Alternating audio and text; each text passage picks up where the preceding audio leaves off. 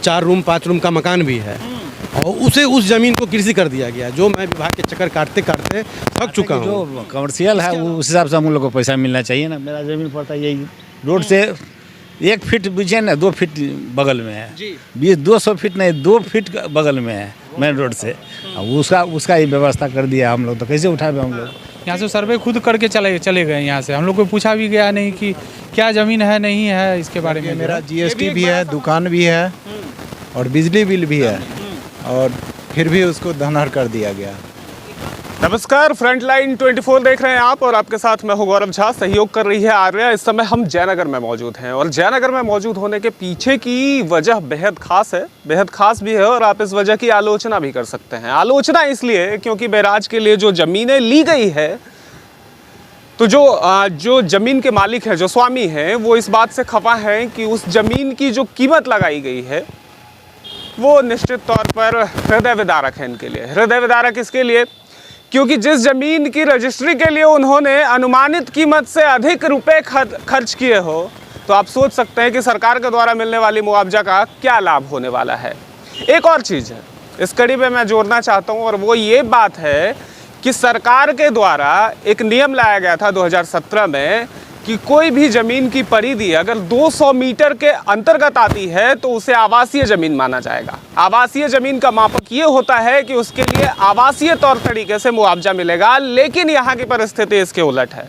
यहाँ उस ज़मीन को कृषि योग्य ज़मीन माना गया है और इसके एवज में 1,80,000 या 85,000 रुपये के आसपास अनुदान मिल रहा है इन्हें वो पैसे मिल रहे हैं मुआवजा के तौर पर और इससे ये लोग नाराज़ हैं। नाराज़ होने के बाद कई सारे विभागों के चक्कर काट चुके हैं, लेकिन विभाग के लोग इनकी बात सुन नहीं पा रहे या फिर ये कह सकते हैं कि इन्हें नज़रअंदाज कर रहे हैं।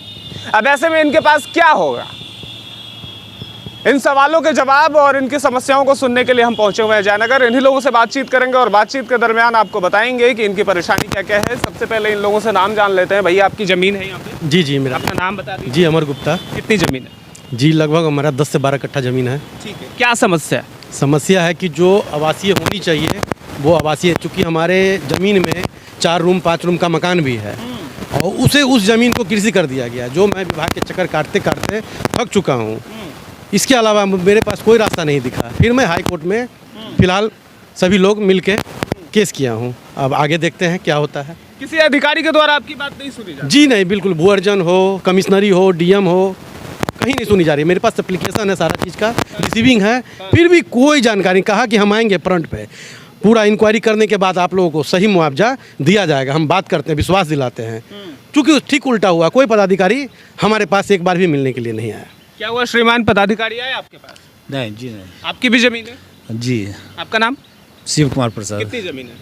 हम लोग तो 8-10 भाई हैं, मतलब 15 कट्ठा ज़मीन है। मतलब अच्छा। 15 कट्ठा। कितना मुआवजा मिला? मिला मुआवजा कुछ ना, खेतियार लिख दिया हुआ है। हाँ। 2 लाख रुपये के हिसाब से मुआवजा करा के देंगे।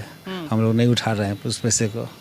तो क्या चाहते हैं? चाहते हैं कि जो कमर्शियल है उस हिसाब से हम लोग को पैसा मिलना चाहिए ना। मेरा ज़मीन पड़ता है यही रोड से 1 फीट बीचे ना 2 फीट बगल में है जी। 200 फीट नहीं 2 फीट बगल में है मेन रोड से। उसका ही व्यवस्था कर दिया हम लोग, तो कैसे उठाए हम लोग। ठीक है पैसा। तो भैया, आपने किसी अधिकारी से जवाब नहीं मांगा कि भाई जब मेरी ज़मीन रेसिडेंटल है तो उसे आपने कृषि योग्य किस तरीके से नापा? कृषि हम लोग को तो कृषि कर दिया गया ज़मीन जो है, मतलब जो कमर्शियल ज़मीन है हम लोग का NH से सटा हुआ ज़मीन है जी। उसको जो मतलब कि कृषि कर दिया गया है। जब मेरा ज़मीन है 6 कट्ठा है, उसको सब मतलब कि हम लोग DM के पास और दरभंगा जो मतलब कमर्शियल जो है तो उनके पास भी गए, तो फिर वहाँ कुछ सुनने के लिए मतलब ये नहीं है। ठीक है, तो कभी किसी अधिकारी से आपने जवाब मांगने की जहमत नहीं उठाई कि चलो एक साथ एक बार ग्रुप में चलते हैं, किसी अधिकारी के सामने में धरना प्रदर्शन देते हैं, करते हैं विद्रोह? जब आपके खिलाफ में साजिश हो रही है, जब आपके खिलाफ में कोई ऐसी चीज़ चल रही है तो भाई विद्रोह तो आप ही करेंगे ना? जी हम लोग तो गए हुए थे, लेकिन ऐसी जो है रिस्पॉन्स नहीं लिए कुछ बात का जो है। हाँ। और हम लोग से जैसे कि कुछ मतलब कि इंक्वायरी जब हुआ ज़मीन सबका, तो उसमें हम लोग को खोजा नहीं गया है। हाँ। यहाँ से सर्वे खुद करके चले गए। यहाँ से हम लोग को पूछा भी गया नहीं कि क्या ज़मीन है नहीं है इसके बारे में जो है। ये भी एक बड़ा सवाल है कि जिस व्यक्ति का ज़मीन वहाँ पर है उसी व्यक्ति को नहीं ढूंढा जा रहा है अधिकारियों के द्वारा। यानी कि अधिकारी उस व्यक्ति से बातचीत करना भी जरूरी नहीं समझते, या फिर ये भी उसे बताना नहीं जरूरी समझते हैं कि भाई हम आपकी ज़मीन का अधिग्रहण कर रहे हैं और ये आपको मुआवजा मिलने वाला है। जब उस व्यक्ति को इसकी जानकारी बाद में लगती है तो वो व्यक्ति जाकर अलग अलग दफ्तरों के चक्कर काटता है, और चक्कर काटने के बाद जो उसकी समस्याएं हैं वो हम आपके सामने लेकर आ रहे हैं, आप इसे सुन पा रहे हैं। नाम बता दीजिए। मेरा नाम दिनेश कुमार। दिनेश जी, आपकी कितनी ज़मीन है? हमारा 13.5 धूर। और कितना रुपया मिला? मिला नहीं है, अभी धनहर कर दिया है। हाँ। जबकि मेरा जीएसटी भी है, दुकान भी है और बिजली बिल भी है, और फिर भी उसको धनहर कर दिया गया। एक बात बताइए, एप्लीकेशन सारे लोगों ने एक साथ मिलजुल कर दिया? जी जी, एप्लीकेशन हर जगह दिए, डीएम के पास भी दिए, वहाँ केस भी किए। हाँ। बोला कि प्राधिकार में जाएगा, इसका डिसीजन होगा, लेकिन डीएम उसको होल्ड करके रख दिया और उसका कोई सुनवाई नहीं करता। ठीक है, हाई कोर्ट में क्या बात हो रही है? हाई कोर्ट क्या करे? मेरा नाम शिव नारायण हुआ जी। और मेरा ज़मीन 2.25 कट्ठा यहाँ पे है, एनएच से सटा हुआ है। जी। नियमतः यह ज़मीन क्या है, एनएच से सटा हुआ ज़मीन आवासीय होना ठीक चाहिए। है। इसमें कुछ लोगों का ज़मीन आवासीय हुआ भी है। हाँ। अगर नियम नहीं है तो आवासीय हुआ कैसे? हाँ। हमारा सरकार से ये निवेदन है कि अगर आवासीय नहीं हो सकता है तो सभी ज़मीन का आवासीय नहीं होगा, कुछ ज़मीन का तो नहीं, ऐसा नहीं होगा कि कुछ ज़मीन का आवासीय होगा, कुछ ज़मीन का नहीं होगा। हम लोगों ने कई बार सामूहिक रूप से कंप्लेन भी दर्ज किया है, लेकिन उसकी अभी तक कोई समीक्षा करके प्राप्त नहीं मिला। तो कुछ जमीनों का आवासीय हुआ है, कुछ जमीनों का नहीं हुआ है, इसे थोड़ा सा विस्तार से समझाइए। कितनी जमीनों का हुआ है? हम तो आकलन करके नहीं बता सकते, लेकिन 5-10 ज़मीन, जैसा कि हमने सुना है, 5-10 ज़मीन से ऊपर ही आवासीय करके उनको पेमेंट भी मिला है, जो कि 200 मीटर से आगे का दायरा है एनएच से। हम लोग का तो एनएच में सटा हुआ है ज़मीन, उसका अभी तक हुआ नहीं आवासीय। ठीक है। चाची, आपकी भी जमीन है? हाँ, हम नाम बताइए। आशा देवी। कितना जमीन है आप? 7 धूर जमीन लिया है, बहुत दिक्कत काट के रोड में। जी। और वो धन खेती में दे दिया है, हम लोग कुछ बुझता नहीं है। ब्लॉक में जाता है तो एक लेखे बुझे धकेला मार के बेलाता है। मधुबनी गया है, कहाँ गया है, मोजर किसी जग नहीं करेगा। क्या सरकार के वोट लेने में मोजर है, लेकिन यहाँ विपत पड़ेगा तो नहीं है मोजर, सब कुछ के लिए मोजर है। गरीब आदमी के कुछ है तो हमारे इतना ही है, जो धन खेती में दे दिया है से नहीं, इतना जुलुम नहीं है। ऐसा गला भी काट दो, मर जाएगा से बाल बच्चा से बढ़िया होगा। हमको ज़मीनें नहीं है तो कहाँ रहे, तो इतना ही है। जो खर्चा भल है, जो घर बना है, से सबको दे के कुछ ज़मीन दे दो, नहीं तो पैसा कहूँ हम चला जाएगा, क्या करेगा, कहाँ रहेगा। बिल्कुल सही बात है। आपकी भी जमीन है? कितनी? 3 कट्ठा है। तो क्या हुआ, कहीं जा रहे हैं इसके लिए? नहर में जा रहा है। अच्छा। तो वो धनहर में कर दिए हैं। नहीं, आप लोग कहीं जा रहे हैं अपनी नहीं। जमीन बचाने के लिए, या फिर मुआवजे की रकम ज्यादा मांगने के लिए कहीं जा रहे हैं? तो आवासीय करना है ना, जब धन खेती में कर दिए हैं, जमीन है, घर है 2 कोठली का, जी। तई में है आवासीय धन खेती कर दिए। आई के बगल में एक आड़ में है कि आवासीय कर दिए हैं, एक आड़ में हमारा है कि धनहर कर दिए हैं। कोई अधिकारी आया था आपके पास पूछने के नहीं, लिए? कोई नहीं, हाँ। कोई नहीं आया है, नहीं कोई पूछने का आया, नहीं नापने के लिए आया है। आप अपने बोला है कि वो लोग से आवास धनहर बोल रहे हैं सब। मधुबनी गया है, बल्लो गया है, जहाँ जहाँ बोले हैं, दरभंगा गया है, कहीं पर नहीं मोजर दिया है हम लोग का। ठीक है। एक बात बताइए, कोई अधिकारी आता है और आपकी ज़मीन का अधिग्रहण कर लेता है, मेरे हाथ में रहने दीजिए, आप बस जवाब दीजिए। कोई अधिकारी आता है, आपकी ज़मीन का अधिग्रहण कर लेता है, और आप लोग एक साथ मिलजुल कर आवाज़ उठाने की कोशिश भी करते हैं, विभाग हो जाए, मंत्रालय हो जाए, हर जगह पर आपकी आवाज़ दबा दी जाती है। अब जब जी 1 मिनट में बात बोलना चाह रहा हूँ, वो बात को बहुत गौर से। यहाँ जो कमला बीएड परियोजना की जो ज़मीन की अधिग्रहण जो हुई जी, वो 6 कमेटी बैठक, इसमें डीएम साहब भी रहते हैं, वो कागज़ पे ही हुआ, आईबी में बैठ करके। कुछ दलाल तत्वों ने वहीं पे कर दिया सारा काम। यहाँ किसान को कोई जानकारी नहीं हाँ, है। यही मैं आपसे पूछना चाह रहा था। किसानों को कोई जानकारी नहीं है। हाँ, ठीक है। इसलिए माननीय नीतीश कुमार मुख्यमंत्री हैं हमारे, उनसे अनुरोध है कि इस तथ्य को बारीकी से जांच करवा दिया जाए, ताकि सारा तथ्य हकीकत गवर्नमेंट को मिले, बिल्कुल हकीकत सामने आ जाए। ठीक है। हाँ, जितना कंप्लेन है सारे ज़मीन का रीवेरिफिकेशन करवा दिया जाए। जिसके चलते हम लोग अंचलाधिकारी, डीएसपी, एसडीओ, डीएम, भूअर्जन पदाधिकारी यानी कि कमिश्नर तक हम लोग के पास, यानी कि कमिश्नर साहब के पास से लेटर जो उपलब्ध है डीएम साहब को, वो भी मेरे पास उपलब्ध है। ठीक है। लेकिन अभी तक चुनाव के चलते हो या जो हो, अभी तक कोई इंक्वायरी नहीं हुई है।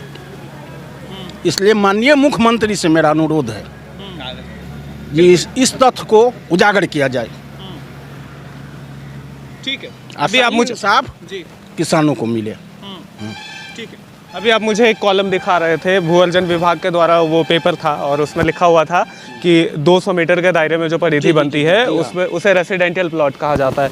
यही वो पेपर है, मैं चाहता हूं कि आप एक बार कैमरे पर दिखा दीजिए। और ये है बिहार सरकार के मद्य निषेध उत्पाद एवं निबंधन विभाग के द्वारा, और इसे लिखा गया है आदित्य कुमार दास, निबंधन महानिरीक्षक के द्वारा। पटना से ये पेपर निकली है और इसका जो कॉलम नंबर 3 है उसमें देखिए लिखा हुआ है कि आवासीय भूमि ऐसी भूमि भूखंड जहाँ गाँव बसा हुआ हो, उस गांव के अंतिम घर से चारों ओर सामान्य स्थिति में लगभग 200 मीटर तक की परिधि में अवस्थित क्षेत्र की भूमि को आवासीय भूमि माना जाएगा। अब ऐसे में सवाल है कि नीतीश कुमार, माननीय मुख्यमंत्री बिहार, आपकी सरकार और आपके सरकार के लोग, आपके अधिकारी किस बेसिस पर बिना किसानों से पूछे हुए, बिना किसानों को जानकारी दिए हुए उनकी जमीनों का अधिग्रहण कर लेते हैं, और अधिग्रहण करने के बाद किसानों को वो उचित मुआवजा नहीं मिल पाता है जिसके वो हकदार हैं। आज ऐसी परिस्थिति आ गई है कि ये लोग आंदोलन करने के लिए मजबूर हो रहे हैं, और अगर सरकार के द्वारा ये बात नहीं सुनी गई तो निश्चित ही यहाँ पर कुछ ना कुछ ऐसा विस्फोट होगा जो यहाँ के आम जनमानसों की भावनाओं को झकझोरेगा। तो ऐसे में सरकार से एक निवेदन भी रहेगा कि इस विषय परिस्थिति को बेहतरीन तरीके से देखिए, और ये जो लोग डिमांड कर रहे हैं कि रीवेरिफिकेशन की जाए, उस पर भी विशेष ध्यान देने की जरूरत है, उस पर भी विशेष ध्यान दीजिए। चाचा, अपना नाम बता दीजिए। विनोद कुमार सिंह। आपकी भी जमीन है? बिल्कुल है। कितनी है? 2.5 कट्ठा। उसमें आधे को आवासीय किए हुए है, आधे को कृषि किए हुए है, एक ही प्लॉट को। पूछा नहीं कभी कि आधा आधा क्यों किया? कभी कोई पूछने तक नहीं आया। हाँ। उसी में हम रह रहे हैं 20 वर्षों से, हम वहाँ उसी जमीन पर उसी मकान में रह रहे हैं, लेकिन यहाँ कोई पूछने तक नहीं आया। मुआवजा जितना मिल रहा है उसमें जमीन भी नहीं खरीदा जा सकता है उतना। एक बात बताइए, उचित मुआवजा क्या होना चाहिए? आपकी डिमांड क्या है? जो गवर्नमेंट का रेट है वही होना चाहिए, उससे अधिक नहीं होना चाहिए। जो गवर्नमेंट दे रही है वही चाहिए, अधिक नहीं चाहिए। लेकिन उसे रेसिडेंशियल प्लॉट के नाम पर गिना। हाँ जी जी जी जी। ठीक है, और भी लोग हैं? आपकी भी जमीन है? नहीं, हो गया। अच्छा, आपकी नहीं है? आपकी है चाचा? हाँ, हमारी कितनी जमीन है? हमरा तो 2.5 बीघा है। हाँ। उसमें हम लोगों को अब कृषि कर दिया है, जबकि उस प्लॉट पर मेरा ज़मीन है, मेरा मकान है, हम लोग वहाँ रह रहे हैं, और उसको कृषि करके जितना ज़मीन है उतना ही को आवासीय, बाद बाकी सब कृषि कर दिया है। ठीक है, कितना मुआवजा मिल रहा है आपको अभी? अभी कहाँ मुआवजा का तो नामो निशान नहीं है। मेरे बगल में है जो मकान बना हुआ है, उसको मुआवजा मिल गया आवासीय, हम देख रहे हैं।